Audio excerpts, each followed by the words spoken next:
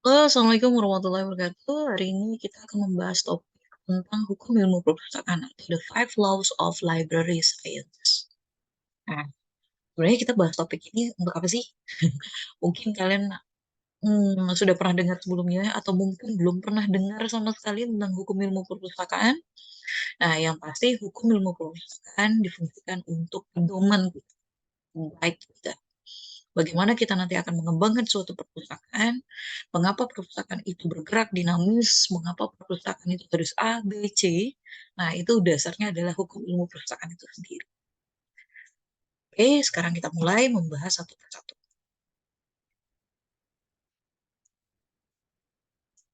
Yang pertama, saya akan memperkenalkan tentang prinsip Ranganathan. Jadi, Ranganathan ini seorang ahli di bidang informasi ya. Beliau berasal dari India. Uh, Konten beliau terhadap perpustakaan dan mengapa perpustakaan itu harus bergerak dinamis, mengapa perpustakaan itu harus memberikan pelayanan yang terbaik, uh, dikaji oleh beliau, hingga menghasilkan prinsip perpustakaan yang saya rasa ini sampai detik ini masih sangat relevan sekali. Sebagai guide kita harus ingat bahwa prinsip perpustakaan itu begini. Nah, inilah yang memicu kita untuk selalu berusaha mengembangkan perpustakaan yang kita kelola. Apa saja prinsip tersebut? Yang pertama adalah books are for use. Nah, kira udah pernah dengar belum nih? Ya, saya pernah bahas ini sebelumnya ya, tapi nanti kita akan kupas lagi satu-satu. Yang kedua, prinsipnya adalah every reader his book. Oke. Okay? Yang ketiga adalah every book its reader. Yang keempat, save the time of the reader. And yang kelima adalah the library is growing. Oke, okay. Mari kita bahas satu persatu.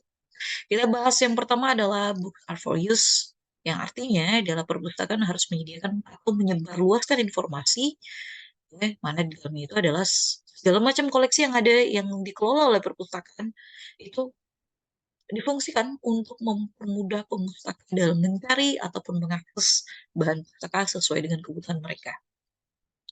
Jadi koleksi-koleksi yang ada di perpustakaan, apakah itu tercetak, elektronik, atau audiovisual, atau audio saja, dan lain sebagainya, ya. Jadi beragam koleksi perpustakaan tersebut itu harus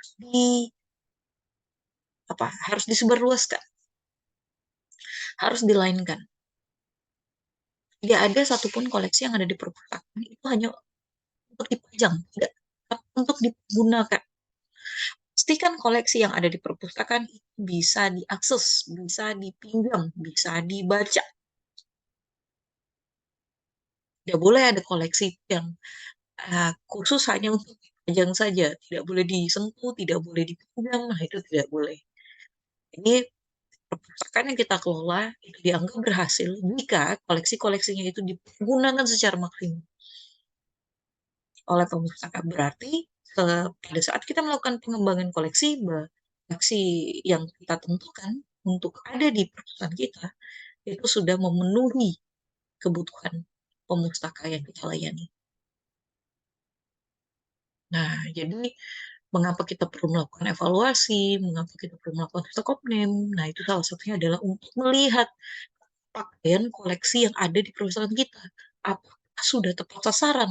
Apakah pemustaka itu sudah memanfaatkannya dengan baik? Nah, itu dia ya. Jadi, pastikan semua koleksi yang ada di perpustakaan, apapun bentuk dan jenisnya, itu terpakai oleh pemustaka. Apakah itu pemustaka potensial, ataukah itu pemustaka aktif. Yang berikutnya, pre-reader Facebook, oke? Jadi artinya perpustakaan harus mengetahui dan memantau sifat dan karakter pemustakanya.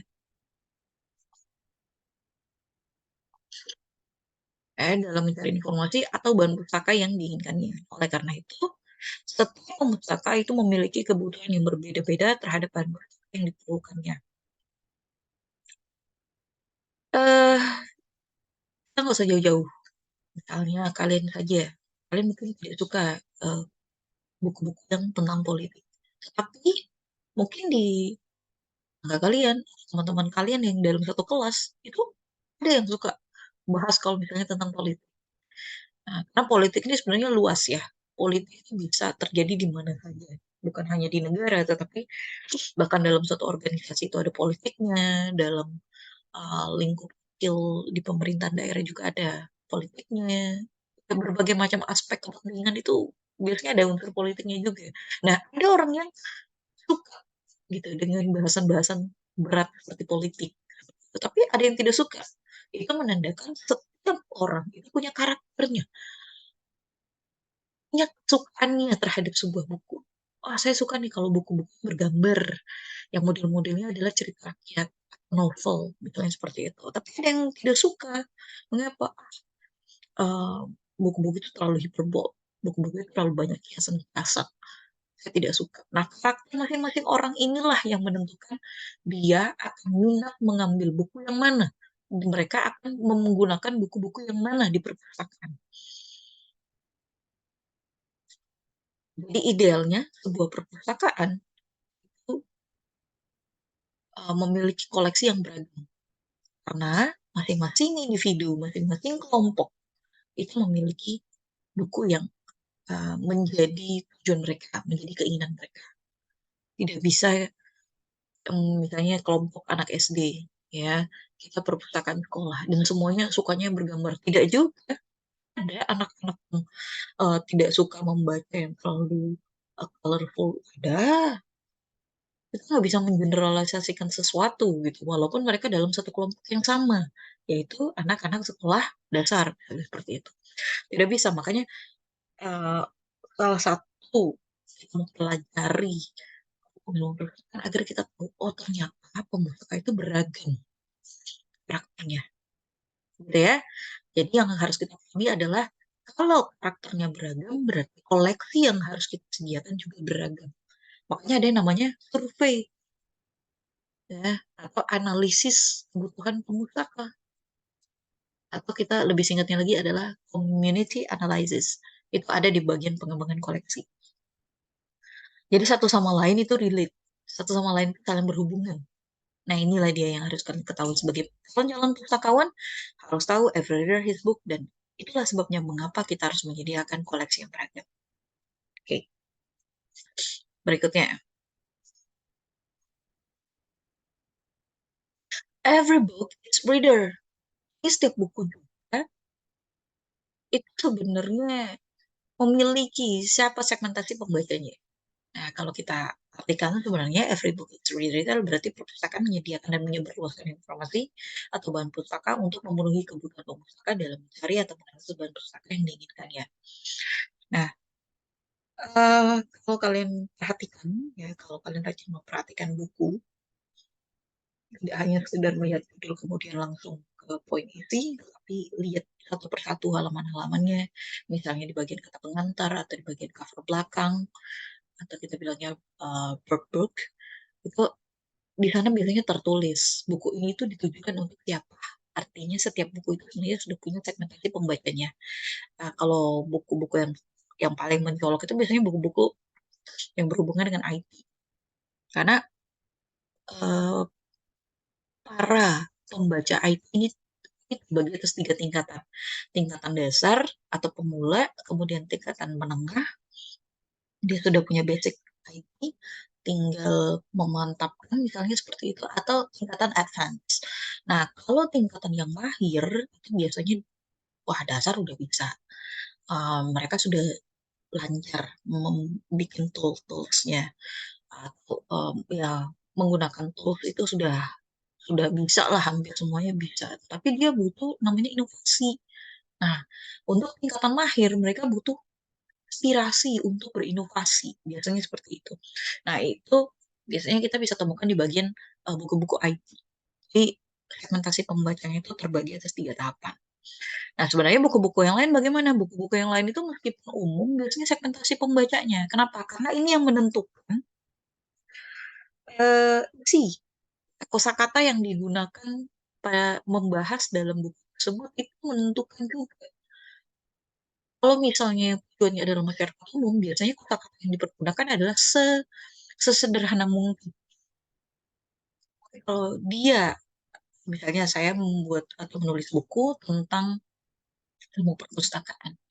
Makanya saya di kata pengantar untuk calon pustakawan, untuk petugas perpustakaan, untuk mahasiswa-mahasiswa ilmu perpustakaan. Nah, seperti itu. Kenapa?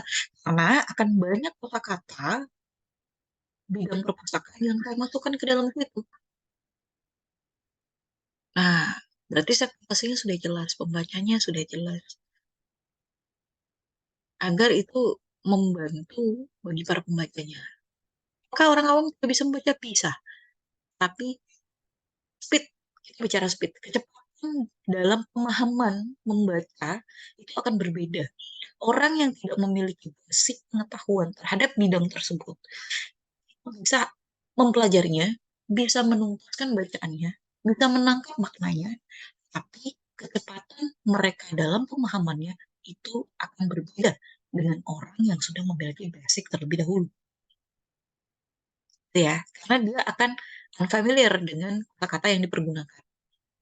Jadi dia butuh waktu untuk memahami apa sih yang dimaksud dengan pemustaka. Oh, ternyata pemustaka itu adalah orang-orang yang menggunakan perpustakaan disebut pemustaka. Nah, seperti itu. Itu unfamiliar bagi orang umum. Apa itu pemustaka gitu. Itu ya, saya rasa ini sudah cukup jelas. Berikutnya, save the time of the reader. Nah, kita artikan sebagai perpustakaan harus menyediakan layanan yang baik dan sasaran agar pemustaka dengan mudah, cepat, serta menghemat waktu dan tenaga dalam mencari dan menemukan bahan pustaka yang diinginkan. Nah, kalau kita berkaca dengan prinsip keempat ini, save the time of the reader, artinya semua layanan yang ada di perpustakaan itu harus punya prinsip memudahkan, mudah untuk diakses. Ya, jadi kapanpun pemustaka ingin mengaksesnya itu bisa. Itulah kenapa perpustakaan itu berekspansi. Sekarang ada yang namanya katalog online. Dari yang awalnya itu katalog manual, jadi kalian harus membuka laci katalog, mencarinya secara manual, kemudian berubah, ada yang namanya OPEC. Jadi kalau kalian masuk ke perpustakaan itu ada satu komputer yang akan memudahkan kalian dalam pencarian. Ada nggak koleksi yang kalian cari? Kemudian nanti kalian akan diarahkan namanya dengan call number, yaitu adalah nomor panggil. Dia berada di rak mana, di lantai mana, kemudian bagaimana cara menemukan buku tersebut sesuai dengan kodenya. Nah, tuh. Kemudian ekspansi lagi nih, kemana? Si katalog tadi di online kan. Jadi kalian bisa mengaksesnya di mana aja, nggak mesti datang ke perpustakaannya. Kalau tadi kan sistemnya katalog online, tapi hanya bisa diakses lokal. Artinya kalian harus datang ke perpustakaannya baru bisa mengakses koleksi yang ada di situ. Tapi udah go online nih, udah go online. Jadi yang berada di rumah pun kalian tahu, kira-kira perpustakaan perguruan tinggi saya ada nggak ya koleksi yang saya cari? Nah, seperti itu. Itu bisa juga. Nah, jadi ekspansi itu dasarnya adalah save the time of the reader. Dan sampai kita itu membuang waktu pemustaka untuk mencari koleksi yang diinginkannya. Apakah cuma itu? Tidak. Dengan kita menyediakan ragam variasi layanan yang ada di perpustakaan, itu artinya kita sedang mempermudah mereka menemukan koleksi yang diinginkan. Kalau semua layanan itu hanya layanan baca di tempat, apakah itu memudahkan? Tentu tidak. Makanya ada layanan elektronik, ada layanan sirkulasi, artinya koleksi itu boleh dibawa pulang. Ada layanan current awareness service, ada layanan paket informasi, ada layanan literasi informasi. Berbagai macam layanan disediakan oleh perpustakaan agar mempermudah pemustaka dalam menemukan informasi sesuai dengan kebutuhan. Jadi semakin beragam layanan yang ada, berarti kita memahami prinsip ini dengan baik. Ya, oke. Berikutnya, the library is a growing organism. Artinya, perpustakaan merupakan organisasi yang selalu tumbuh dan berkembang mengikuti perkembangan zaman dan kecanggihan teknologi informasi, serta mengikuti kecenderungan perilaku pencarian informasi para pemustakanya agar dapat menyediakan layanan prima kepada para pemustaka. Apa kata kuncinya? Kata kuncinya adalah kecenderungan perilaku pencarian informasi. Mengikuti. Ini mengapa ketika misalnya saya selalu membahas tentang generasi. Generasi itu penting di perpustakaan, penting. Kalian harus tahu karakter pustaka yang kita layani ini karakter seperti apa. Gen baby boomers, gen X, gen Y, gen Z, itu adalah tipikal generasi karena setiap generasi ini punya tipikalnya masing-masing. Nah, kalau yang kita di era sekarang ini kan kebanyakan Gen Z sama coming soon adalah Gen Alpha, ya kan? Alpha ini yang sekarang saat ini masih di tingkat sekolah. Mereka berada di level sekolah sekarang. Itu generasi Alpha. Kalau kalian yang saat ini sedang membaca ini itu generasi Z, Gen Z. Nah, ini karakternya beda sama Gen X. Saya generasi X nih ceritanya. Ini beda karakternya. Ya, dan itulah yang menyebabkan perpustakaan itu tidak boleh namanya, nggak boleh lamanya harus buku tercetak koleksi yang dikelola. Oh tidak, tidak bisa. Sekarang maka ada yang namanya mobile library, ada yang namanya tadi Union Catalog, atau kita bisa kenal dengan namanya Indonesia One Search. Itu kan sebenarnya menandakan bahwa perpustakaan kita itu bertumbuh, perpustakaan kita itu dinamis, karena adanya pola yang berubah ketika pemustaka ingin mencari koleksi yang mereka inginkan. Mereka suka yang praktis, mereka suka yang simple, semudah itu dengan one click kita bisa dapat jawaban. Itulah karakter Gen Z. Ya, lepas dari memang mobilitas tinggi ya, ada beberapa part yang mungkin segmentasi pemutakan ini adalah orang-orang yang punya mobilitas yang tinggi. Tapi karena kebanyakan sekarang itu yang menggunakan perpustakaan adalah orang-orang Gen Z, nah kita harus paham bahwa polanya mereka ini begini. Nah, perpustakaan harus terus berkembang mengikuti kecanggihan teknologi dan mengikuti perilaku pencarian mereka. Sehingga perpustakaan tetap diminati sebagai sumber utama dalam mencari informasi dan mereka tidak kalah dengan internet, tidak kalah dengan Google. Yang perlu kita pahami adalah ada teknologi berkembang, maka perpustakaan berusaha untuk melakukan adaptasi. Nah, justru kita tidak boleh antipati, kita tidak boleh memblok teknologi untuk dihadirkan di perpustakaan. Salah besar. Kita harus menggandeng semua itu, termasuk artificial intelligence. Adanya AI itu sebenarnya untuk memudahkan. Adanya teknologi itu ada untuk memudahkan, bukan untuk mereplace, bukan untuk menggantikan.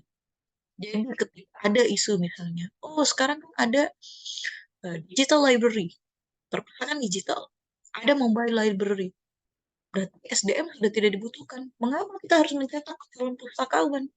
Sekarang ada kok perpustakaan digital. Kita kembalikan lagi, halo, teknologi itu diciptakan oleh manusia. Apa yang ada, yang kita lihat dan kita rasakan ini, itu adalah create manusia. Mengapa kita membutuhkan teknologi? Karena untuk menghemat biaya, menghemat waktu yang ada. Jadi, teknologi bukan harus kita lawan, tetapi harus kita gandeng untuk meningkatkan performa perpustakaan. Jadi, performa perpustakaan itu akan optimal ketika kita mengikuti perkembangan zaman, peradaban, termasuk dalamnya adalah teknologi dan pola perilaku. Nah, tidak boleh perpustakaan itu hanya begitu-begitu saja dengan karakternya yang lama, dengan old style-nya. Tidak bisa. Kita harus berani berubah untuk memajukan kehidupan bangsa, mensupport sumber-sumber informasi yang relevan untuk anak-anak bangsa. Jadi tujuan perpustakaan itu memang adalah untuk pendidikan, memudahkan setiap masyarakat yang memakai perpustakaan itu punya ketahanan di masa mendatang, sehingga bisa mandiri, bisa bertumbuh, ya, bisa sejahtera seperti itu. Oke, mungkin itu saja yang bisa saya jelaskan tentang materi ini, ya. Nah, berikutnya, kalau kita lihat lagi, book Artorius itu uh, setidaknya sudah dapat gambaran ya tentang prinsip-prinsip peranganatan itu seperti apa. Nah, untuk buku Artorius, jangan lupa buku yang untuk digunakan itu harus selalu dilakukan perawatan. Karena semakin banyak intensitas pemakaian, maka buku-buku yang ada itu akan rawan sekali untuk uh, sediakan ya. Oke, ntar dulu ya.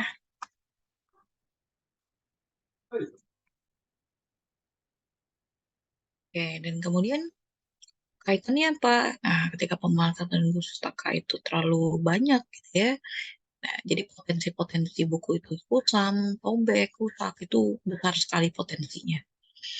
Nah, jadi ketika kita membuat uh, layanan sirkulasi, akan ada aktivitas peminjaman buku dan pengaksesan buku, dan kita kan tidak bisa mengontrol ya, mesin-mesin pemustaka itu memperlakukan buku seperti apa. Jadi potensi-potensi adanya kerusakan itu besar. Nah, karena books are for use tadi. Nah, itulah yang perlu kita antisipasi untuk menjaga koleksi-koleksi yang ada di perpustakaan itu tetap dalam kondisi yang baik. Artinya bisa dipakai dalam waktu yang lama. Ya, dan karena buku-buku yang ada itu kan banyak ya orang yang ingin menggunakannya. Jadi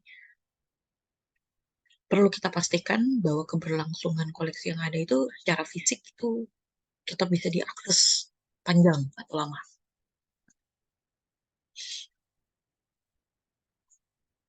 Oke, berikutnya every reader has book. Setiap pembaca punya bukunya ini. Ya, tadi yang saya katakan bahwa hmm, ada kita bagi dalam 3 kategori tadi. Tingkatan dasar, menengah, sampai dengan mahir. Dan bukan hanya itu, sebenarnya yang mempengaruhinya. Misalnya tingkatan pendidikan itu juga. Ya, kelas-kelas pembaca SD tentu berbeda dengan kelas pembaca kuliah. Gitu. Jadi bisa semuanya disilang-silangkan. Karena berpengaruh pada tadi tingkat pemahaman dia untuk membaca atau menentukan buku tersebut. Ya. Nah, kemudian jenis kelamin juga sama. Biasanya anak cowok sama anak cewek juga punya, ya walaupun tidak banyak ya perbedaannya. Artinya misalnya eh cowok lebih suka buku-buku tentang otomotif, cewek lebih suka dengan fashion. Seperti itu. Walaupun tidak menutup kemungkinan cewek juga suka tentang otomotif, cowok suka fashion, bisa jadi. Tapi kan begini, artinya setiap jenis kelamin pun itu sebenarnya punya cenderungan sukaan. Nah, ini juga perlu kita perhatikan. Kemudian usia juga sama, tadi hampir sama dengan tingkat pendidikan ya. Jadi anak-anak itu lebih suka membaca yang gambar, color gitu. Anak-anak usia dewasa nggak terlalu suka lah, karena buku yang penuh gambar itu sebenarnya teksnya sedikit. Nah, sebenarnya untuk melatih aja ya, untuk melatih pemahaman, merangsang anak-anak untuk biar membaca gitu, agar tidak cepat bosan, makanya sebenarnya diberi gambar. Berbeda sama orang-orang dewasa. Orang dewasa lebih mengejar isinya gitu, karena mereka butuh isinya gitu. Karena mereka sudah bisa melakukan imajinasi terhadap teks-teks yang mereka baca. Jadi mereka sudah bisa menghayalkan atau mengimajinasikan apa yang dimaksud oleh penulis ketika mereka menuliskan intinya di dalamnya, begitu.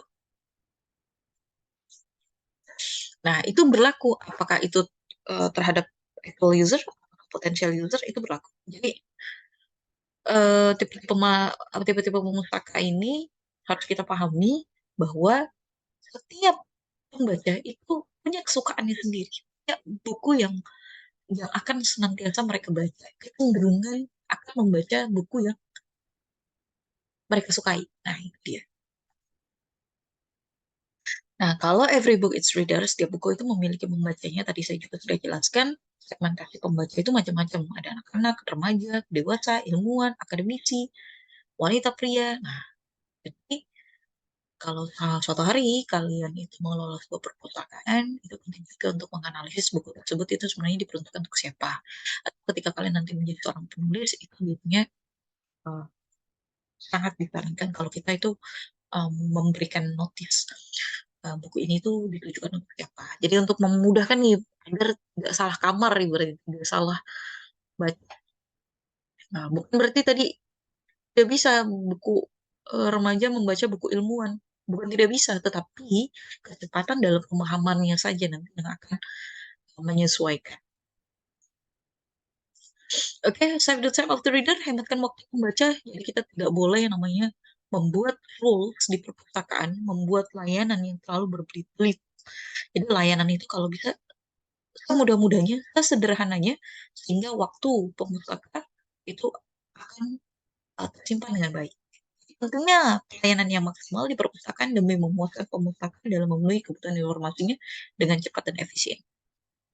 Oke, dan saya rasa layanan prima ini harus diwujudkan oleh setiap pengelola perpustakaan. Oke, jenis perpustakaannya mau umum, khusus, perguruan tinggi, sekolah. Nah, dia harus punya prinsip bahwa memberikan layanan terbaik, layanan prima itu adalah suatu kewajiban. Karena save the time of the reader. Dan terakhir adalah the library is growing organism. Ingat baik-baik bahwa perpustakaan itu tidak boleh stagnan. Perpustakaan itu harus terus berkembang.